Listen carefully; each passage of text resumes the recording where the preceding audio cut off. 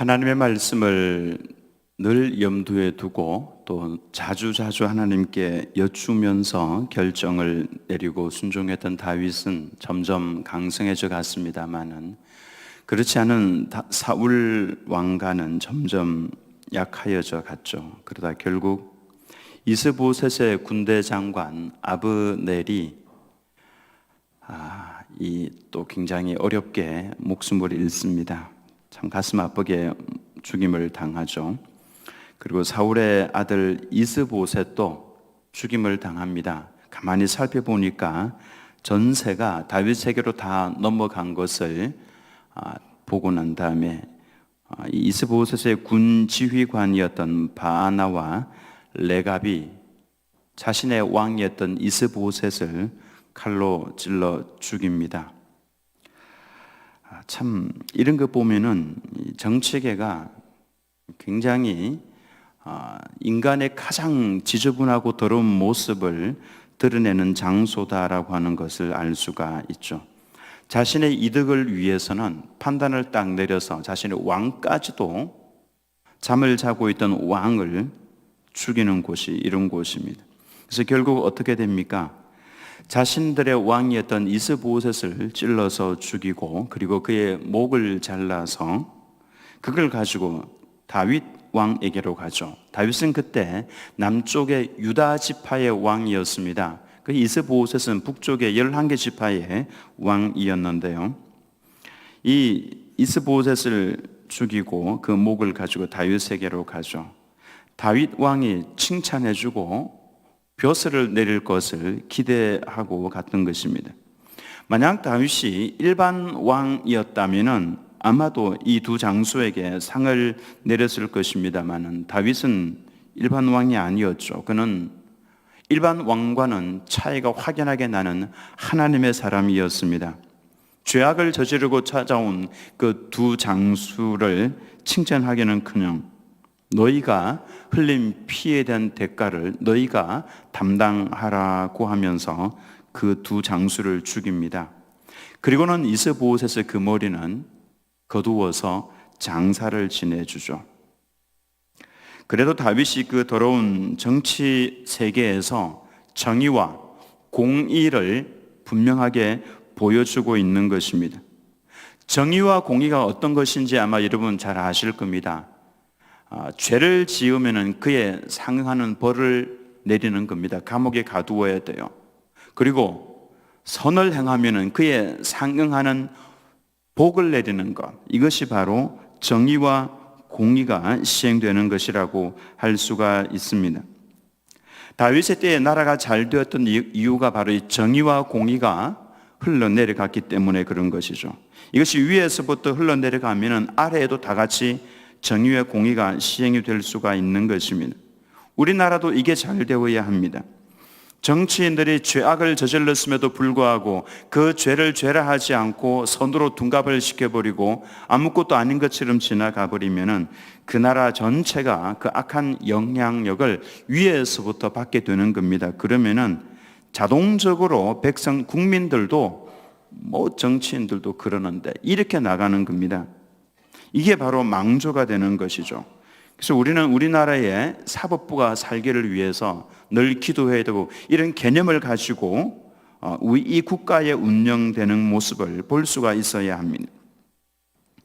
우리 노회에도 어려운 일들이 좀 있습니다. 지금 제가 현재 노회에서 부노회장직을 가지고 있기 때문에 제가 하고 싶어서 한 건 아니고요. 위임 목사가 없다가 보니까 제가 떠밀려서 이렇게 부노회장까지 갔습니다. 정치 쪽을 제가 사실은 잘 모릅니다. 그래서 공부도 좀 할 겸 해서 지금 있는 문제들을 가지고 노회에서 오랫동안 정치계에서 몸을 담고 계셨던 원로 목사님을 제가 아는 분이 있어서 그 목사님에게 전화를 드려서 이거저거 좀 질문을 했습니다. 그랬더니 답변을 시원하게 잘 해주셨어요. 그래서 마지막에 그런 말씀을 합니다. 이 목사님, 총회 정치에 발 안 붙이는 것이 좋아요. 그 말 속에는 여러 가지가 많이 들어가 있는 거죠. 총회 정치에 목사님 잘 모르는 게 좋고 발 안 붙이는 게 좋습니다. 그러니까 기독교 총회 정치 속에도 이 지저분한 것들이 굉장히 많이 있다는 그런 의미죠. 근데 일반 정치계에서 다윗처럼 하나님을 잘 경외하면서 섬긴다는 것이 결단코 쉬운 일이 아닙니다. 이런 면에서 다윗이 정의와 공의를 시행했다는 것은 정말로 지혜로운 성도임을 알 수가 있는 것이죠. 북쪽 11개 지파의 왕이었던 이스보셋도 죽었고 군대 장관 아브넬도 죽었습니다. 그리고 나니까 이제 그 11개 지파가 전부 다 남쪽 헤브론에 있는 다윗을 찾아왔습니다. 1절 말씀에 이스라엘 모든 지파가 헤브론에 이르러 다윗에게 나와 이르되 보소서 우리는 왕의 한 골육이니이다. 이제 이런 말을 합니다. 보소서 우리는 왕의 한 골육이니이다. 그러니 우리를 미워하지 말라는 거죠. 사울 왕의 입장에 서서 다윗과 더불어 대치되는 그런 상황에 있었지만은 우리를 한 골육으로 봐주십시오. 우리 한 친척 아닙니까? 이런 의미입니다. 다윗이 정의와 공의를 시행하는 모습을 하나님께서 마지막까지 딱 보고 계시다가 나머지 11개 지파도 다윗에게로 돌아오도록 그렇게 허락을 하셨습니다. 다윗은 자신을 죽이려고 들었던 사울 왕이나 그리고 사울 왕의 아들들이 죽었을 때에 그는 진짜로 기뻐하지 않았습니다. 오히려 슬퍼하면서 통곡을 했고 애가를 지었고 그리고 울었습니다. 근데 그 모습을 보고 있던 국민들이 민심이 자연스럽게 다윗에게로 돌아왔던 것입니다. 아하, 다윗은 자신을 죽이려고 했던 원수까지도 품어줄 수 있는 넉넉한 성품을 가지고 있구나. 정치인들이 눈물을 흘리기도 하죠. 그러나 백성들이 다윗을 볼 때에 그 눈물이, 다윗의 눈물이 진짜임을 알았습니다. 정말 사랑하는구나. 정말 그 원수까지도 품어줄 수 있구나. 그렇다면은 저 다윗을 우리의 왕으로 세우면은 우리도 정말로 사랑해 줄 거다. 우리도 그렇게 잘 돌보아 줄 거다. 이걸 알았던 것이죠. 그래서 그가 진실된 하나님의 사람임을 딱 깨닫고 난 다음에 그들이 돌아왔던 것입니다. 이게 중요한 겁니다. 원수가 건강을 잃고 망하고 나면은 보통 반응이 어떻습니까? 꼴 좋다라는 것이죠. 그렇게 악하게 하더니 내 그럴 줄 알았다. 속이 다 후련하다. 다들 그렇게 한다고 할지라도 하나님의 사람들은 반응을 그렇게 보여서는 안 된다라고 하는 것입니다. 어떻게 해야 됩니까? 여러분 잘 아시는 시편 35편 11절에서 13절 말씀인데요. 불의한 증인들이 일어나서 내가 알지 못하는 일로 내게 질문하며 내게 선을 악으로 갚아 나의 영혼을 외롭게 하나. 이 증인들 자체가 불의한 증인들입니다. 그들이 일어나서 내가 하지도 않았던 일을 내가 했다라고 뒤집어 씌우는 것이죠. 그래서 내게 선을 악으로 갚았습니다. 나는 그들을 대할 때 선하게 대해 주었는데 그들은 그 선을 받고 난 다음에 내게 악으로 갚는 것이죠. 그래서 내 영혼을 외롭게 했습니다. 정말 이건 외롭고 괴로운 것입니다. 근데 나는 어떤 반응을 보입니까? 이게 중요한 겁니다. 하나님께서 보시는 건 딱 이겁니다. 13절 말씀에 나는 그들이 병들었을 때에 잘 됐다 그러지 않고요. 굵은 베옷을 입으며 금식하여 내 영혼을 괴롭게 하였더니 내 기도가 내 품으로 돌아왔도다. 나는 굵은 베를 입었습니다. 마치 내가 그 사람이 지은 죄를 내가 지은 것처럼 굵은 베옷을 입었다라고 하는 것은 슬퍼서 아파서 회개하기 위해서 입는 옷이 굵은 베옷입니다. 금식하면서 그 사람 불쌍히 여겨달라는 것이죠. 하면서 기도했더니 내 기도가 내 품으로 돌아와. 하나님께서 나를 불쌍히 여기시고 하나님께서 내게 복을 주시고 하나님께서 내게 선으로 갚아주신다라고 하는 것입니다. 내 기도가 내 품으로 돌아왔도다. 그러므로 우리는 불쌍히 여겨달라고 기도해야 됩니다. 그 사람들을 위해서. 그러면은 그 기도가 고스란히 내게로 다가오는 것이죠. 이게 바로 하나님께서 정해놓으신 영적인 법칙입니다. 이 모습이 다윗의 모습이었죠. 근데 그렇게 하는 것이 결단코 쉬운 것이 아닙니다. 이게 무엇의 변화냐 하면은 바로 성품의 변화라고 할 수가 있습니다. 하나님께서 이러저러한 훈련을 통해서 변화시키고자 하시는 것이 바로 우리 개개인의 성품이다라고 하는 것입니다. 하나님께서 원하시는 성품이 되면은 하나님께서는 언제든지 어느 곳에서든지 쓰실 수가 있습니다만은 그게 준비가 안 되면은 쓸 수가 없어요. 쓰시더라도 제한되게 쓰실 수밖에 없는 겁니다. 왜냐하면 일을 더 크게 만들어 버리니까 그런 거죠. 놀랍게도 성경의 열매를 보면 이 열매 자체가 전부 다 성품의 열매다라고 하는 것을 알 수가 있습니다. 성령의 열매가 9가지가 있죠. 사랑, 희락, 화평, 인내, 자비, 양선, 충성, 온유, 절제.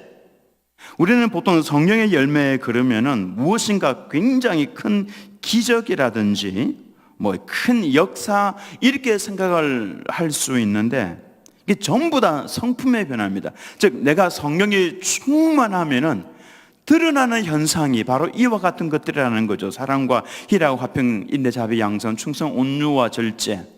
이 9가지 열매는요, 이런 마음속에 다 새겨 놓으시기 바랍니다. 암송하라는 말씀입니다. 하나님께서 한 사람을 쓰시고자 할 때는 다른 것보다도 그 사람의 성품을, 뭐가 나 있는 성품을 변화시키십니다. 그러기 위해서, 그 일을 위해서 하나님께서 어려움을 주시는 겁니다. 그리고 아픔도 주시는 거죠. 보통 아픔만큼 성숙한다 이런 말이 있는데 그건 조금 맞는 말이고요. 아픈 것을 기도하고 울면서 아파하면서 이겨내는 것만큼 성숙한다라고 말씀을 드릴 수가 있습니다. 9가지 성령의 열매를 잘 보시면 모든 열매에 조금씩 다 들어가 있는 열매가 있습니다. 그 열매가 뭐냐면 바로 온유예요. 온유. 저 속에 이 온유가 빠져버리면 저 열매가 하나도 맺혀질 수가 없습니다. 온유가 무엇입니까? 온유는요, 내 기질이 있음에도 불구하고 그 기질을 다 죽이고 주인의 명령에 복종하는 것이 바로 온유라고 할 수 있습니다. 나는 내 기질이 있기 때문에 막 이렇게 하고 싶은데 주인이 그거 아니라고 말씀을 하시기 때문에 이렇게 하려고 하다가 그게 아니라 딱 죽이는 거죠. 이게 바로 온유라고 할 수가 있습니다. 다윗도 자신의 기질을 죽이고 제일 중요하게 여긴 것이 바로 하나님의 말씀입니다. 피조물이 주인의 말씀에 순종하는 것 당연한 것이지만 그게 어디 잘 됩니까? 잘 안 되죠. 보통 우리가 나도 기질이 있어. 내가 바본 줄 아나? 이런 말들 한 것 자체가 그 속에 기질을 다 가지고 있다라는 뜻입니다.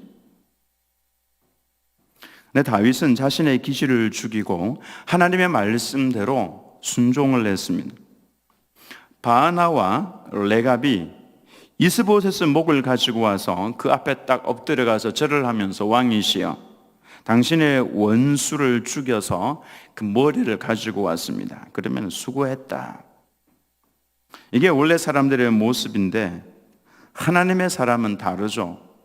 그가 저질렀던 죄악을 본 겁니다. 그래서 그들의 여우 같은 그 말에 넘어가지 않았던 것이죠. 온유한 다윗은 그들을 쳐서 죽였습니다. 여러분 온유하다고 해서 사람이 날 아무것도 못하고 이렇게 있는 게 아닙니다. 온유는요 하나님의 말씀이라면은 나가서 칼을 휘둘러라 그러면 칼을 휘두르는 겁니다. 그게 온유입니다. 하나님께서 능히 나한테 그걸 할 수 있는 능력이 있지만 하지 말고 참아라. 그럼 참는 그것이 온유라고 할 수가 있는 것이죠. 이러한 다윗의 모습을 보시고 하나님께서 결국 어떻게 하셨습니까? 이제 합격했다라고 하는 겁니다. 이와 같은 모습을 하나님께 다윗에게서 여러 번 보셨습니다. 그리고 이제 최종적으로 합격하신 거죠. 그래서 결국 어떻게 하십니까? 3절 말씀에 보면은 이에 이스라엘 모든 장로가 헤브론에 이르러 왕에게 나오매 다윗 왕이 헤브론에서 여호와 앞에 그들과 언약을 맺으며 그들이 다윗에게 기름을 부어 이스라엘 왕으로 삼으니라. 즉 이제 전체 이스라엘의 왕으로 삼았다라고 하는 것이 무엇을 보고요? 다윗의 그 온유한 모습을 보고 합격의 도장을 딱 찍고 난 다음에 이렇게 하셨다라고 하는 것입니다. 드디어 하나님의 꿈이 이루어졌습니다. 이게 왜 하나님의 꿈이라고 말씀을 드리냐면은 원래 다윗은 왕이 될 꿈을 가지고 있지 않았습니다. 그냥 그의 꿈은 목동으로 살다가 그 양들을 잘 먹이고 번식시키고, 그게 목자 자신의 꿈은 그냥 그거였을 겁니다. 다윗은 그냥 목동이었는데 이 꿈을 꾸게 하신 분이 하나님이시죠. 즉 사람에게 꿈을 주시는 분이 하나님이시다라고 하는 것입니다. 하나님, 근데 그 꿈을 주시고 난 다음에 하나님께서는 다윗을 훈련시키셨습니다. 어떤 훈련을 시키셨냐면은 성품의 변화를 시키는 훈련을 하셨습니다. 온유한 하나님의 사람, 하나님의 말씀이라면은, 주인의 말씀이라면은 순종하는 사람. 다윗은 그래서 점점 훈련을 받아감에 따라서 자신의 기질과 자신의 야망을 따라서 움직이지 않았습니다. 온유한 모습이 된 거죠. 계산을 해보면은 사울을 피해서 다윗이 도망을 다닌 횟수가 약 13년여 정도 됩니다. 이게 정확하지는 않지만은 그의 그 도망 다녔던 그 횟수가 13년 정도 됩니다. 헤브론에서 유다의 왕으로 지냈던 횟수가 7년 6개월이었습니다. 그러니까 총 약 20년 정도를 하나님께서 다윗의 성품을 변화시키고 하나님의 말씀이라면 예 알겠습니다 라고 할 수 있는 사람으로 변화시키는데 20여 년이 걸렸다라고 하는 것입니다. 그리고 이제 전체 이스라엘의 왕이 되어서 33년을 다스렸습니다. 그 33년을 위해서 준비시킨 횟수가 약 20여 년이었습니다. 그 20여 년간 훈련을 받으면서 다윗은 다윗의 성품을 갈고 닦았습니다. 그래서 세상 사람들이 반응하는 것처럼 반응을 하지 않았습니다. 하나님의 말씀대로 반응을 했죠. 그래서 정말로 중요한 것이 성품이다라고 하는 것입니다. 그 성품이 준비가 되면 하나님께서 쓰십니다. 그 성품이 준비가 되면 사람들에게서 인정을 받게 하십니다. 주변에 사람들이 몰려들게 되는 것이죠. 그래서 하나님에게 중요한 것은 성품이지 권력이나 재물이나 명예가 아니다라고 하는 것입니다. 성품만 준비가 되면 하나님께서 쓰십니다. 내게 다가오고 있는 모든 일들을 통해서 과연 나는 지금 그 아픈 일들을 통해서 내가 어떤 갈등을 하고 있고 그로 인해서 내 성품이 얼마나 변화가 되어 왔는가, 이걸 여러분 좀 살펴보실 필요가 있습니다. 나는 과연 목사로서의 성품을 갖추고 있는가? 나는 과연 장로로서의 성품을 갖추고 있는가? 나는 과연 장립 집사로서의 성품을 갖추고 있는가? 권사로서의 이 성품을 갖추고 있는가? 아니면은 나는 일만 생기면은 여기 찌르고 저기 찌르고 막 사람을 찌르고 있는가? 이걸 한번 잘 살펴보시기 바랍니다. 이 부분이, 뾰족난 부분이 이 아픔을 통해서 또 이 사건을 통해서 구르면서 이게 다듬어지고 그래서 결국 나중에는 찔러도 기질대로 반응을 하지 않고 주의 말씀대로 반응을 할 수 있는 사람이 되면 하나님께서는 그를 어느 곳에 내어놓으셔도 됩니다. 그러니까 하나님께서 그렇게 해서 사람을 쓰신다라고 하는 것입니다. 저는 우리 드림교회 모든 성도님들이 내가 예수님을 이제 1년 믿었는데 10년을 믿었는데 50년을 믿었는데 그러고 보니까 저도 이제 50년을 훨씬 넘었습니다. 그러면 이 성품이 예수님의 성품을 닮아가야 되는데 사랑의 모습이 드러나야 되고 어디를 가든지 희락의 모습, 화평의 모습이 있어야 되는데 내가 가는 곳마다 문제가 일어나고 사람을 찌르기만 하고 그러고 있다면 아직 나는 자격이 없는 것입니다.